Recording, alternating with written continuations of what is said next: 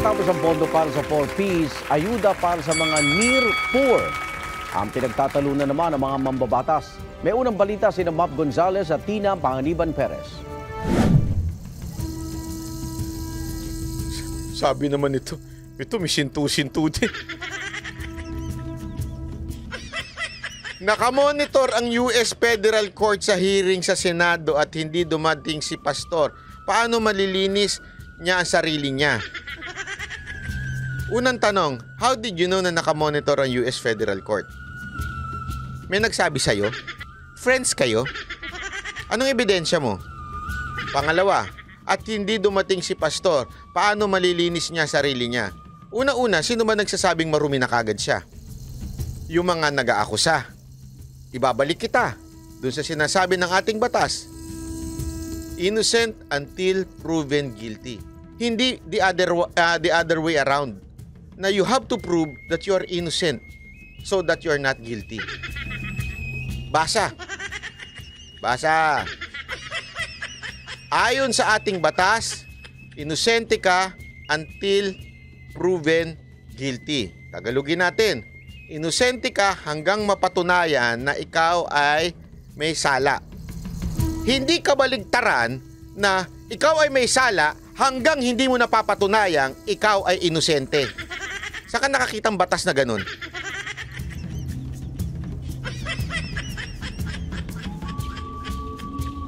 Ay, grabe naman, Carla Weaver. Uy, long time no si Carla Weaver. Dahil dyan, isang malupit na! Oh, kalma. Baby, kalma. Huwag mo naman akong bigyan ng dahilan para tabihan ka. Kalma. Yo, panalo. Carla Weaver, thank you very much. Ang lupit, di ba?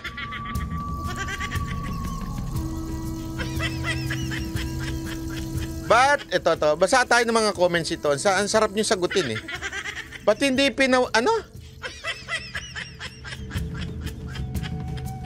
Ba't hindi ipinanawagan ni Kibuloy sa member niya para umpisahan ng rally gaya ng INC na Ayan! Gusto ko... Yan ang mga yan. Patunayan niya na milyon-milyon ng membro niya. Papuntahin niya sa rally. Hindi, alam mo, Brad, yan ang mga komentong may jutak. Tama, mali. Di ba? Yan ang may komentong may utak. Kung ang ginawa ng iglesia noon, pinapunta nila nung panahon ng SK-ERAP noon, this time, tama ka. Kung talagang meron siyang, ilan ba sinasabi niya? 2 milyon or something na membro, papuntahin nyo. Tama ka dyan. O, di ba? Kung talagang meron. For sure, mangyayari yan. Sige.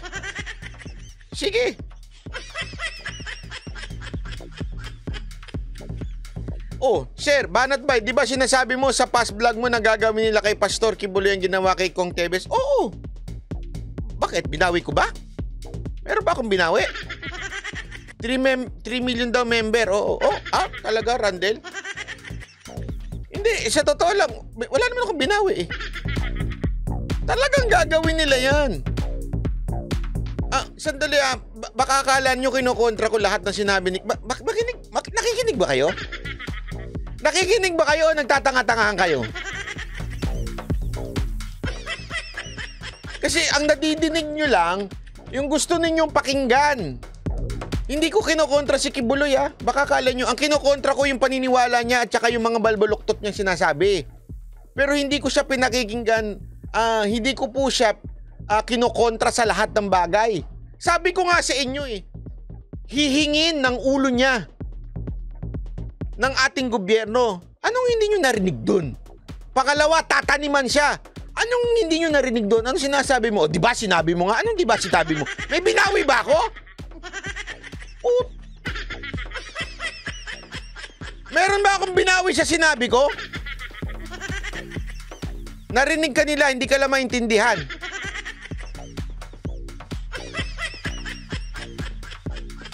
Hindi ko maintindihan kung bakit sinasabi ninyong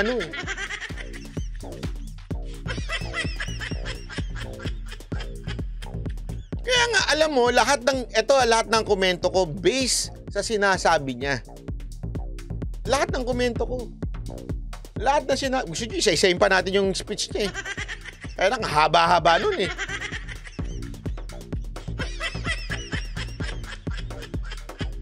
Kahit anong paliwanag mo, sir, pag bobo. Ay, sorry, iba pala. Pulutin lang nila yung gusto nila. Oo nga eh. Hindi nakikinig eh. Di ba? Jesus, ginuhog yun oh. O, tuloy natin to. Ayuda para sa tinatawag na near poor ang target ipamahagi sa pamamagitan ng AKAP o ayuda para sa kaposangkita program ng DSWD. Sila yung nagbabayad ng buwis pero kadalasan nga lahat ng programa namin. O, ba't parang stress ka na? Alam mo, sa totoo lang ha, naawa ako dito sa sekretary na to. Sa totoo lang, kasi ang ganda ng record nito nung mayor to eh.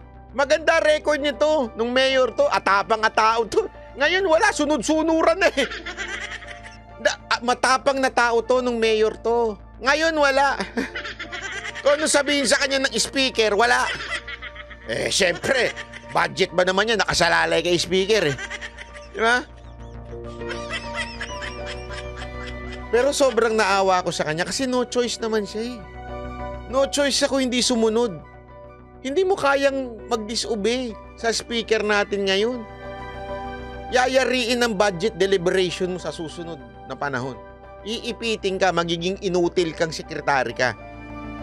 Kawawa talaga to. Ako honestly naawa ako sa kanya eh. Kasi no choice, mantakin mo, hindi nila alam yung lintik na ano ba to, AKAP. Mantakin mo, nagmukhang tanga yung opisyal niya. That's foreign to me. Hindi pa sabihin na I do not know that. That's foreign to me. Pinaganda pa eh. Di ba? Na aming departamento ay nakatuon sa mas mahihirap pa. Pero sila yung tumutulong sa ating ekonomiya, pero sa oras ng kanilang pangangailangan, saan sila kakapit?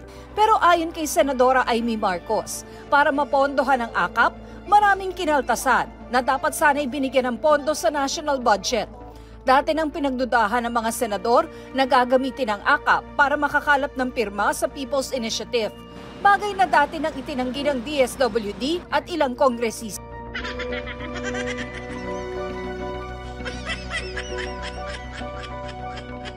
Kasagutin lang natin to ha. Para hindi ma-proven guilty, sagutin niya sa Senado ang hearing. Kailangan pumunta siya para malinis niya ang pangalan niya. Ito na naman yung malinis. Harapin niya yung mga dati niyang miyembro na due process. Sandali lang, Miguelito. Alam mo ba na yung Senate hearing ay hindi korte? Hindi, alinin muna natin. Sige nga, tanungin muna kita isa-isa. Anyway, umi-epal ka naman dito eh. Tanungin kita isa-isa. Alam mo ba na yung Senate hearing ay hindi korte? Ha? Sige, sagot ka muna. Antayin natin to ha. Maano na natin to, isang taon to. Mabawasan ng tanga sa mundo. Miguelito, alam mo ba na hindi korte? O hindi mo alam? Sige, sagot. Antay tayo ha.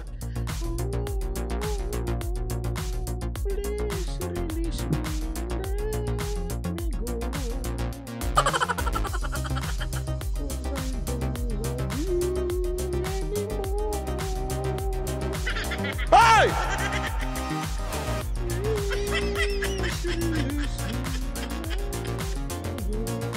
Asan ka na? Ba't di ka sumasagot?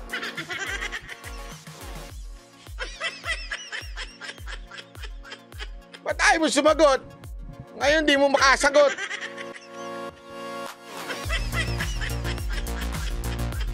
Binigyan ka ng pagkakataon eh. Sumagot eh. Dahil mo sumagot.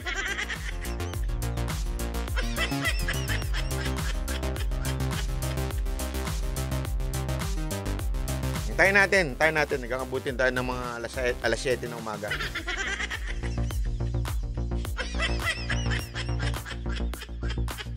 Nag-iisip pa. Ang bagal mag-isip.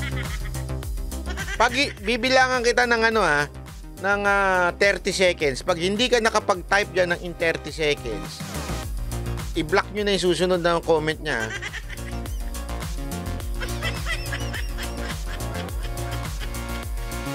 30, 29, 28, 27, 26, 35, 24, 23, 22, 21, 20, 19, 18, 17, 16, 15, 14, 13, 12, 11, 10, 9, 8, 7, 6, 5, 4, 3, 2, 1, 0! Nabawasan na naman tayo ng isang tanga. Okay, next. Tuloy-tuloy na tayo. Tuloy-tuloy na tayo. Kung saan-saan yata kinuha, nagugulat ako. Ay, meron na daw sagot. Asan yung sagot? Sabi ni Anna Roth. Asan yung sagot? Wala naman ako nababasa. Loloko mo ako. Asan yung sagot? May nabasa ba kayo sagot? Anna Roth, wala naman eh. Sa GC? Ano sa GC?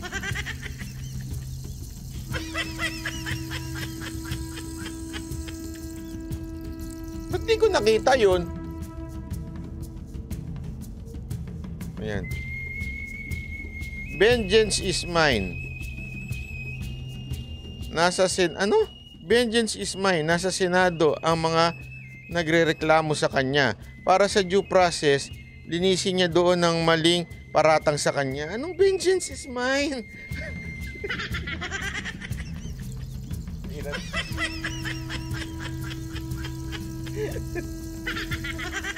Pantangamput. Vengeance is mine. Gamit ng salitang hindi alam ibig sabihin. Vengeance is mine. Tignan mo yung sabi niya. Vengeance is mine. Nasa Senado ang mga nagrereklamo sa kanya. Para sa due process, linisin niya doon ng maling paratang sa kanya. Gamit kasi ng gamit eh. Gagamit din ako. It takes two to tango, so don't use this one in here.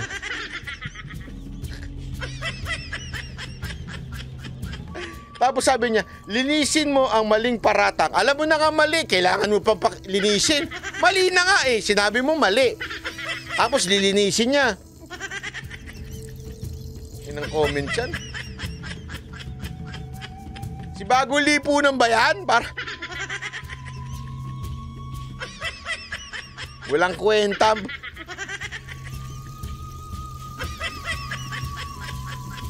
Don't panic. Oh.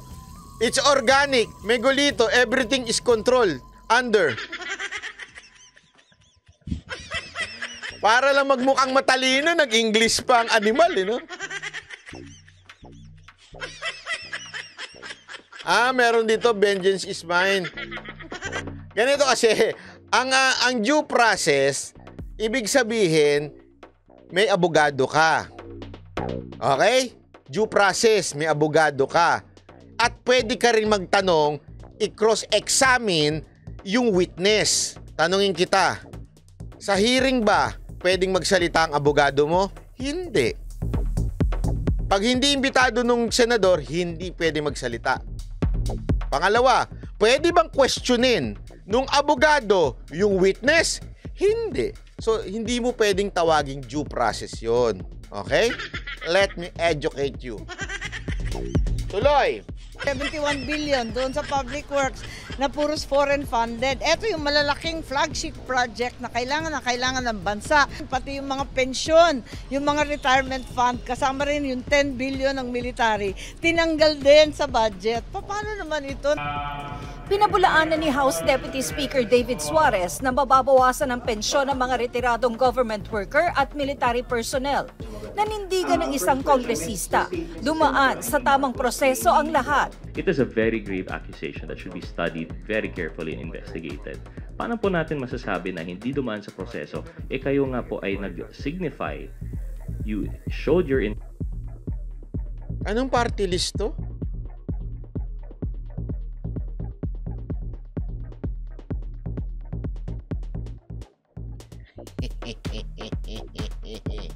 Kasi simula nyo palang kinain na kayo ng sistema. Bibianuhan, salamat po. Anong party list to? Anong party list to?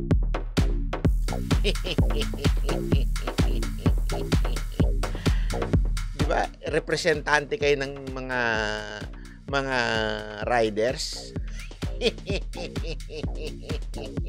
Tapos ngayon, ang pinakikialaman nyo yung mga lintik na tsa-tsa na yan, yung PI na yan.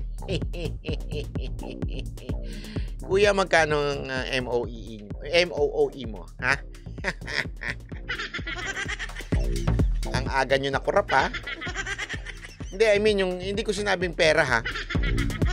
Kurap ng utak. Kurap ng prinsipyo. Hindi ko sinasabing pera, ha? Kurap ng utak. Kasi ganun yun eh, corrupted minds. Yun, ang aga nyo na bulok.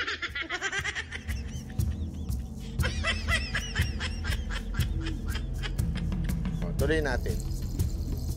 You showed your approval of the same by giving that signature. Sabi ni Senate Finance Committee Chair Sonny Angara, batid niya ang paglalagay ng Kamara ng programang AKAP sa budget. Nakalagay lang isa sa parang anti-poverty program. So similar. So nung nakita namin, parang similar siya sa AIX. Pero siguro binigyan lang ng pangalan ng ibang pangalan para may branding yung house. Diba?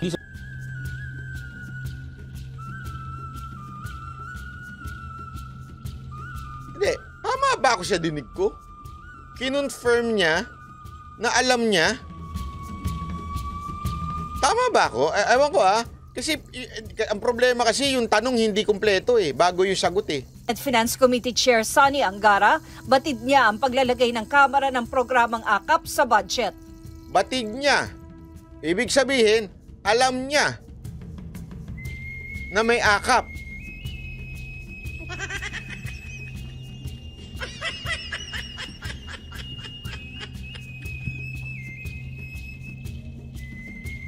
Parang asim.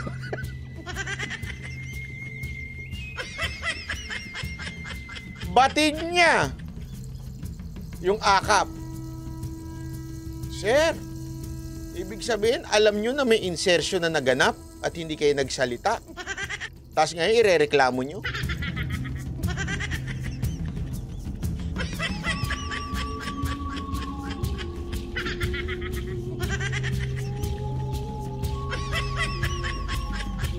Alam mo, medyo malaking problema ito. Ibig sabihin, kasi siya ang siya ang finance. Ibig sabihin, siya yung pagka BICAM, may representante ang Kamara at may representante ang Senado. Siya yun, kasi siya ang finance. Okay? So don't tell me, Senator Angara, hindi mo pinaliwanag kay Senator Amy yan? Are you telling me, ikaw lang ang nakakaalam, hindi mo sinabi kay Amy at kay Bato at nagulat sila, may AKAP! Ganon? Abay, kayo pala dapat na magkaroon ng GC, sinisi nyo pa ang Kamara.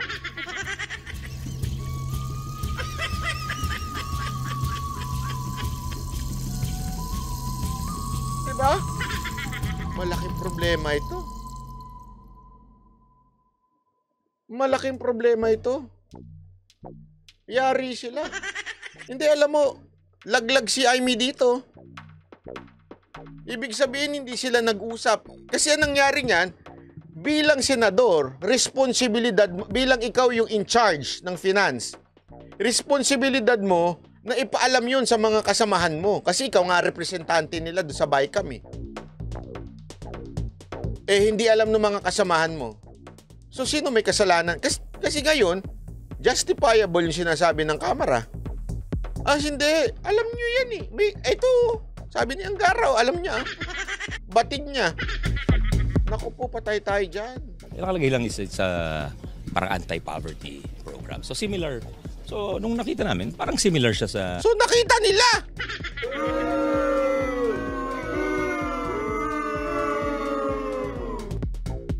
Naku po, patay tayo dyan. Patay tayo dyan. Ibig sabihin, nakita ninyo. Ano to pag-iingay ni Amy? Naku po, malupit. Diba? Sabi nito ni Mother Chill, namimili ka ng comment, che. Yan, binasa ko na ha. Gusto mo basahin ko isa-isa yan? Hindi, wala nangyari sa atin. Wala na tayo na-discuss. Gusto mo ikaw talaga piliin? Ikaw? Ikaw ang appointed mother?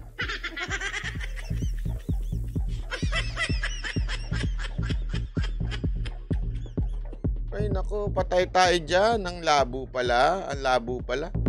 Hindi, alam mo, ano yan eh. Kahit ba naglag si dito, si Aimee? AIX. Pero siguro binigyan lang ng pangalan ng ibang pangalan para may branding yung house. Diba? Hindi sabay kami yun sa HGAB, yung tinatawag na HGAB. After NEP, submit ng NEP ang DBM, HGAB. Ipinunto naman ni House Committee. Nako. Baka ikaw na ang ipalit. Na Senate President. Pwede. Para lahat himod-puwet na. Pantakin mo, himod-puwet lahat ng congressman, tapos pati yung Senate President, himod-puwet na.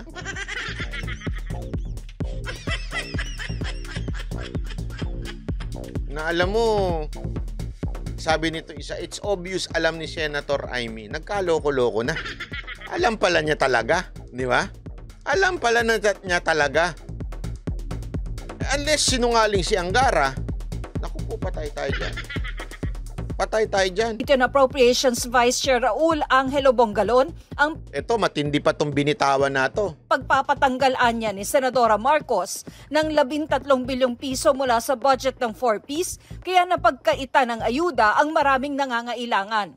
Si Marcos nga raw dapat ang imbestigahan, lalo't simula pa noong 2021, nagre-realign na siya ng 4Ps budget kada taon. Naka po, nagre-realign na siya.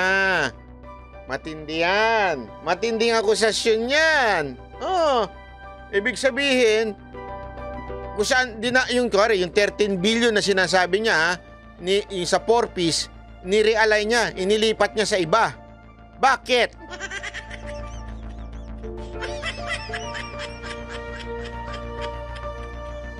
Tandaan ninyo, paano ba ano ba ang siste diyan sa realignment na yan? Minsan kasi yung mga ibang senador hindi kasundo yung sekretary. Okay? So i-realign mo ngayon yung budget doon sa kasundo mong sekretary para alam mo na, pag ikaw na humingi ng o ikaw na yung mamili ng project na gugustuhin mo, papayag na ngayon kasi napunta na yung budget doon sa kaibigan mo. So, ibig sabihin, plastic lang pala ito si Aimee. Baka nilagay sa tupad, kaya kasama lagi sa pamimigay si Aimee. May punto ka dyan. Hindi, may totoo, ganyan ang ginagawa. Alam nyo yung style ng mga kongresista natin tsaka mga senador natin? Bakit sa tingin nyo pupunta yan, sasama sa pamimigay? Ang init-init, buhay niyang buhay, bakit sila sumasama? Kasi kaibigan nila yung kung sino mang sekretary o opisyal na nandun. At nilagyan nila ng pondo. Gets ninyo? Kunwari, ako, ginagawa ito Halimbawa, ako, kunwari lang naman, senador ako, hindi ko kasundo yung DSWD secretary, ililipat ko ngayon. Lipat ko sa, kaibigan ko to sa Dole, secretary. Kunin ko yung budget sa DSWD, re-realign ko, lipat ko doon. Di siyempre, tuwan-tuwa yung Dole. Yung secretary doon, wow, may budget kami, yes! Meron akong project, malakas ako. Hindi natin alam kung may katkong din sa project yun. Pero siyempre, matik na yun. So, may project siyang, halimbawa lang, may project siyang 10 billion. May katkong siyang 50 milyon. Hindi. Isipin mo, kunwari, 10 billion, 50 million, di na malalaman yun. Tapos, ano ba kailangan ko? Yung nag-realign sa akin, tayong dalawa masaya dito. Dalawa tayo masaya. Pareho tayo masaya. May katkong ka, may katkong ako. Happy tayo. Kaya nagre-realign. Ganyan po ang ginagawa niyan. Kaya nagkakaroon, kaya nga alam mo sa totoo lang, babuyan talaga Alam nyo ba na bakit pinag-aaksayan ng panahon ng budget deliberation? Bakit sa tingin ninyo nagpupuyat yung mga mambabatas dyan. Kasi naghahanap sila kung saan sila makakakuha ng katkong eh. Doon eh. Doon talaga sila. Hindi, kaya nga ako, duda ako sa minsan mga nag-iingay. Minsan nakakaduda yung kasi pag minsan nag-iingay, na ano lang siya, nalamangan, ika nga. Di ba? Yung sa mga, kaya alam nyo, ganyan ang ginagawa, yung sa mga gangster. Pag nalamangan sila ng kapwa nila kriminal, mag-iingay yun. Sasabihin sa pinaka-boss, o di kaya sa kalaban, hanggang makuha niya yung ganti, ika nga. Yun ang totoo. Nangyayari yan kahit sa atin. Ako po. Kaya alam niyo, hindi ako naniniwala doon sa mga ganyan. Yung nag-iingay. Eat abroad, salamat po. Halatang-halata, yung galawan. Pero sagot dito ng senadora, Ano? Anong sagot ng senadora? Dedma. Dedma. Ang dami niyang issue na pinukul sa kanya. Anong sagot niya? Dedma. Ba't ko sasagutin? Hindi man nalaman niyo pa nagsisinungaling ako.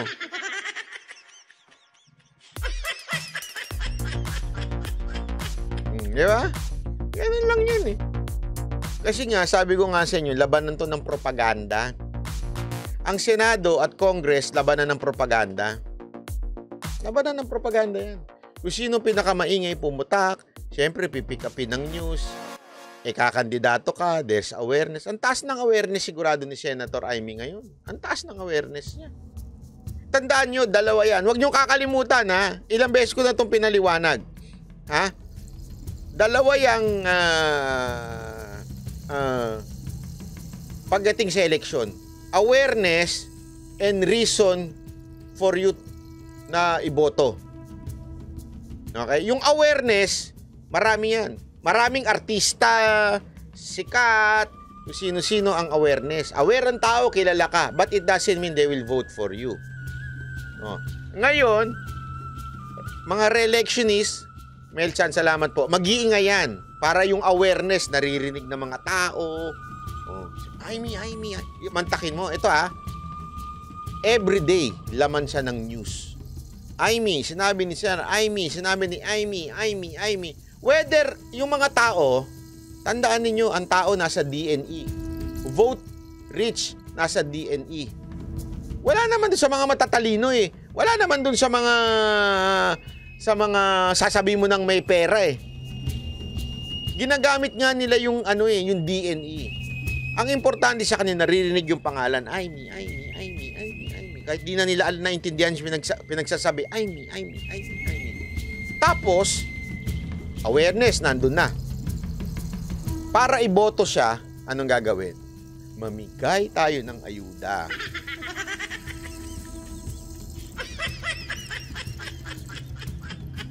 Mantakin mo, makita mo sa lugar mo. Uy, Senator Amy, namimigay ng ayuda. Boboto ko to. Natulungan ako nito. Kasi, tanungin ko kayo nabigyan ng mga ayuda. Kayong mga nabigyan ng ayuda, naisip nyo ba na DSWD yan? Hindi. Ang naisip nyo kung sino yung mayor o sino yung senador o sino yung congressman ang nandun sa stage. Hindi nyo naman naisip na, DSWD nagbigay sa amin. Isipin nyo, uy, tama na yung paglalaba mo. Andun si Amy, namimigay doon na ayuda. Tara! Ipunta naman sila. Hindi naman nila naisip DSWD yun eh. Pagdating nila doon, Amy! Marcos! Ay, ano ba talaga? Amy! Ay, namimigay na ayuda. Yun na. Boboto na nila.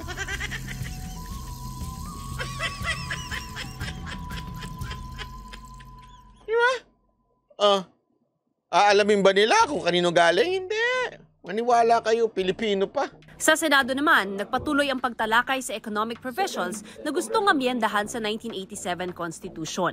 Pinagtuunan ang pagluluwag sa pagmamay-ari ng mga dayuhan sa mga paaralan na sa ngayon ay hanggang 40%. Tama yung sinabi nito. Kaya gano'n na lang sila mag-invest ng time and money para manalo maging senador. Kasi nga guaranteed money at the end of the tunnel. Actually, Magkano nga yung budget na sinabi ni Lacson kahapon? Di ba? How many billions yun per senator and per congressman?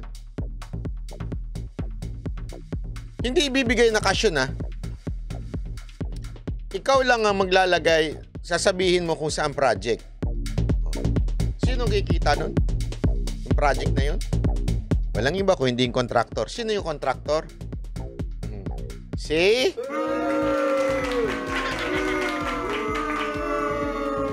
Si atoy ko. Ay, hindi pala si atoy ko.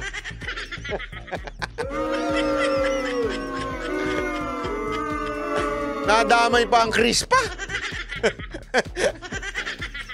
Hindi nyo kilala yun, no? Mga matatanda na kayo.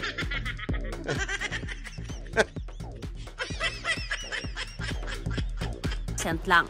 Ayon sa mga senador, ang pinag-uusapang pagluluwag para lang sa higher education o mga kolehiyo at technical at vocational schools. The intention is to keep basic education in the hands of Filipinos. If we allow foreign citizens to control, own, and administer the institutions that we are looking at, that may be prejudicial to our Filipino culture, values, moral, and spiritual matters. Baka they may be in danger. Sabi ng isang Pilipinong nagtuturo abroad, maraming bansa na sa rehiyon ang nagbukas ng edukasyon sa mga dayuhan. Providing a globally competitive world-class education to all of these big to 7 million young people is just beyond the financial resources of the government yet. Pero tanong ni Senador Risa Hontiveros, posible bang bilihin ng mga dayuhan ang mga paaralan sa bansa?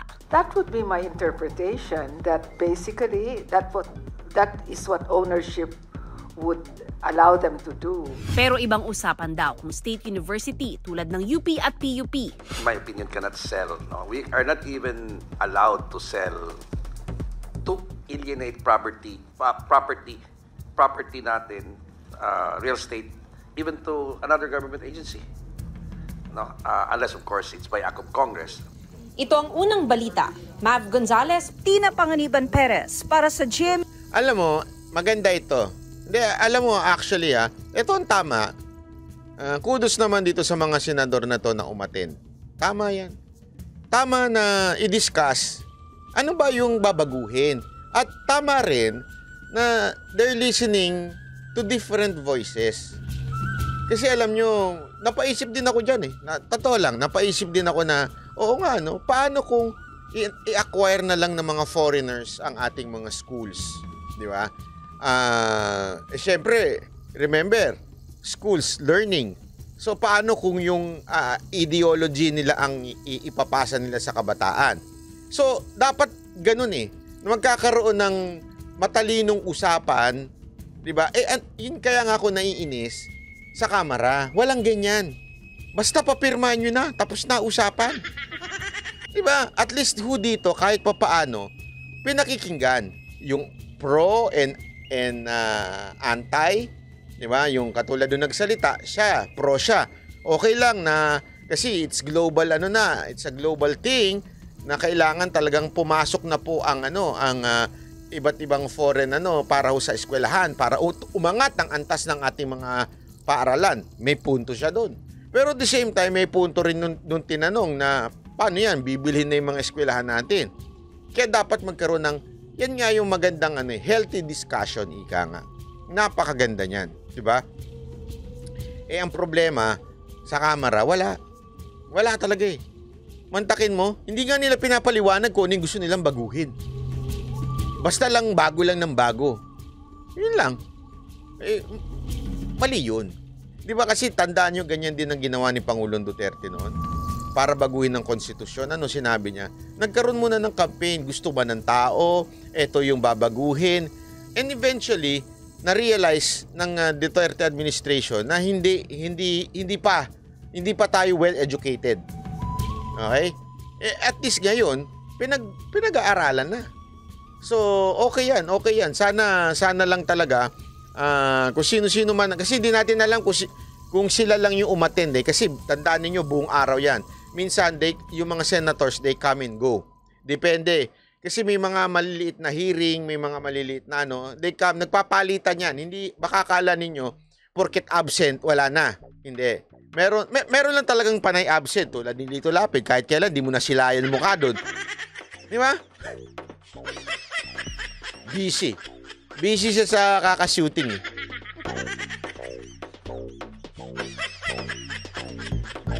Diba? Anyway, ayun lang. Gusto ko lang munang hanggang dito na lang po muna tayo.